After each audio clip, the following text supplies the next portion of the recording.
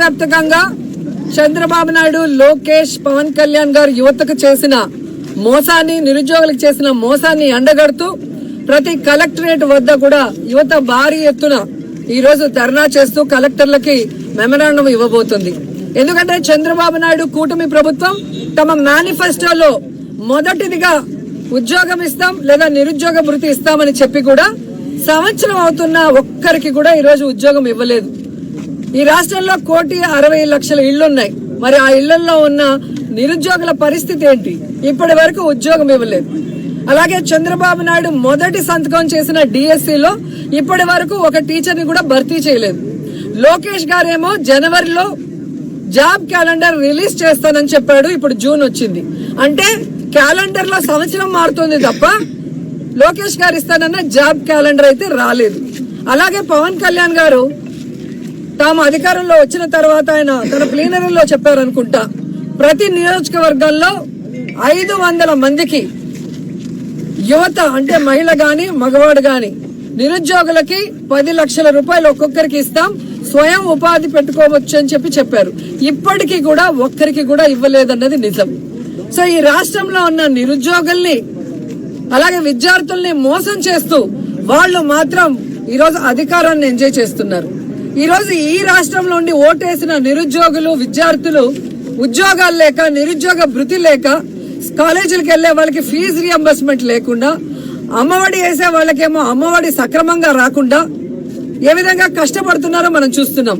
కానీ పక్క రాష్ట్రం హైదరాబాద్ లో ఉన్న చంద్రబాబు నాయుడుకి ఏమో సీఎం జాబు, పక్క రాష్ట్రంలో ఉన్న పవన్ కళ్యాణ్ కేమో డిప్యూటీ సీఎం జాబు, పక్క రాష్ట్రంలో ఉన్న లోకేష్ కేమో మంత్రి జాబు. ఇంతేకాకుండా ఈరోజు చంద్రబాబు నాయుడు కొడుకుని ఈరోజు సీఎం చేయడానికి ఎంత తపన పడుతున్నాడో మనం చూస్తున్నాం. పవన్ కళ్యాణ్ వాళ్ళ అన్న నాగబాబు గారికి ఎమ్మెల్సీ ఇప్పించుకొని ఈరోజు మంత్రిని చేసుకోవడానికి ఎంత తపన పడుతున్నాడో మనం చేస్తున్నాం. కానీ ఈ రాష్ట్రంలో ఉన్న నిరుద్యోగులకు మనం మాట ఇచ్చాం, అది నెరవేర్చాలన్న తపన చంద్రబాబు నాయుడు గారికి, లోకేష్ కి, పవన్ కళ్యాణ్ కి లేకపోవడం అనేది చాలా బాధాకరమని కూడా ఈ సందర్భంగా తెలియజేసుకుంటున్నా. ఎన్నికల ముందేమో బాబు షూరిటీ, జాబ్ గ్యారంటీ అన్నారు. ఇంటింటికి వెళ్లి బాండ్లను పంచారు. ఈరోజు సూటిగా అడుగుతున్నాను, ఇంటింటికి వెళ్లి బాండ్లు పంచిన తెలుగుదేశం పార్టీ జేమ్స్ బాండ్లందరూ ఎక్కడికి పోయారు? ఈరోజు విద్యార్థులు అడుగుతున్నారు, నిరుద్యోగులు అడుగుతున్నారు, వాళ్ళకి రావాల్సినవి రావట్లేదని. మరి ఎక్కడున్నారు? సమాధానం చెప్పడానికి బయటకు రండి అని నేను అడుగుతున్నాను. ఎలక్షన్స్ ముందేమో పవర్ స్టార్ లాగా ఊగిపోతూ ఎన్ని మాటలు మాట్లాడతాడు పవన్ కళ్యాణ్. అదే పవర్ లోకి వచ్చాక ఫ్లవర్ యూత్లు చెవుల్లో పెడుతున్నాడు. ఎలక్షన్స్ ముందరేమో గబ్బర్ సింగ్ లాగా డైలాగులు చెప్తాడు. ఇప్పుడు ఎక్కడయ్యా మీరు చెప్పిన యువతకి ప్రామిస్లు చేయట్లేదు అంటే రబ్బర్ లాగా మెలికలు తిరుగుతాడు.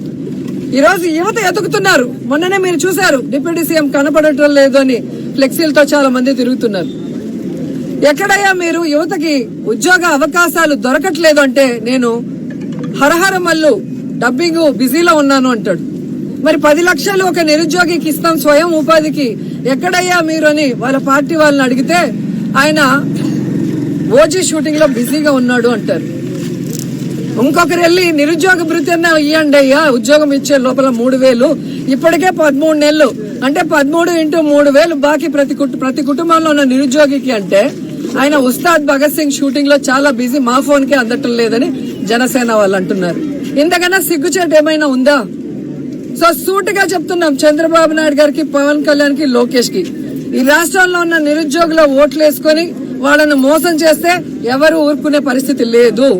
వెంటనే ఈరోజు వాళ్ళకి ఉద్యోగ అవకాశాలు కల్పించాలి. లేదంటే అంతవరకు నిరుద్యోగ భృతి ఈ 13 నెలలతో సహా కలిపి ఇవ్వాలని కూడా ఈ సందర్భంగా అడుగుతున్నాను. ఎందుకంటే ఈ రాష్ట్రం డబ్బులతో చంద్రబాబు నాయుడు ఒక హెలికాప్టర్ స్పెషల్ ఫ్లైట్, అలాగే పవన్ కళ్యాణ్ ఒక స్పెషల్ ఫ్లైట్, లోకేష్ ఒక స్పెషల్ ఫ్లైట్ కొనుక్కుంటాడు. మళ్ళీ అందరికీ కలిసి స్పెషల్ హెలికాప్టర్లు.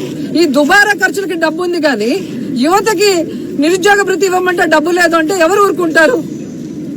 కాబట్టి వాళ్ళకి నిరుద్యోగ భృతి ఇవ్వాలి, వెంటనే ఉద్యోగాలు చూపించాలి, ఆ తర్వాత ఫీజు రింబర్స్మెంట్ బకాయిలు వెంటనే ఇవ్వాలి. ఎందుకంటే కాలేజీల్లో పిల్లల్ని ఈరోజు ఇబ్బంది పెడుతున్నారు, వాళ్ళు డబ్బులు కట్టకపోతే తరిమేస్తున్నారు.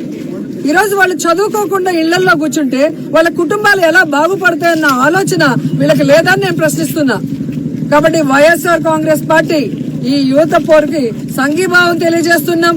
యువతకు ఉద్యోగాలు నిరుద్యోగ వృత్తి వచ్చేంత వరకు, అలాగే చదువుకుంటున్న పిల్లలకి ఫీజు రియంబర్స్మెంట్ వచ్చేంత వరకు పోరాడుతూనే ఉంటామని కూడా తెలియజేసుకుంటున్నాం.